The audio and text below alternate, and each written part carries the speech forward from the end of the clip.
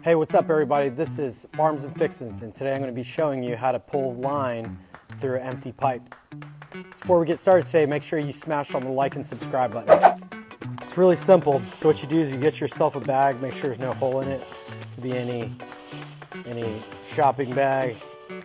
What you want to do, kind of make it to like a little parachute, okay? Like this, okay, depending on how wide it is. Take yourself some fishing string or jet line and just kind of tie it up like that. Go ahead and tie yourself a knot on it.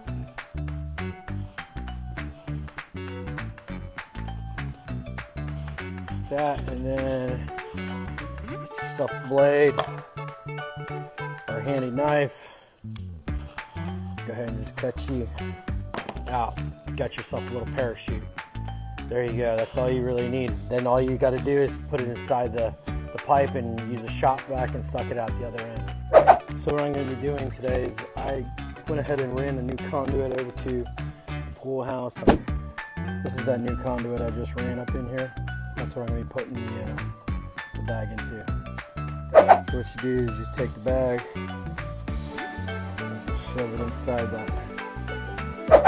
This is going to be the conduit that I'm going to be pulling the parachute through. This is my shop vac. I'm going to be using it. So I'll go ahead and show you. It should happen really quick. It's like probably going to take less than a half a second to pull it from over there. All right, so this is the end of the shop vac over here. I'm going to go ahead and turn it on and suck it through. Here we go. 1, 2.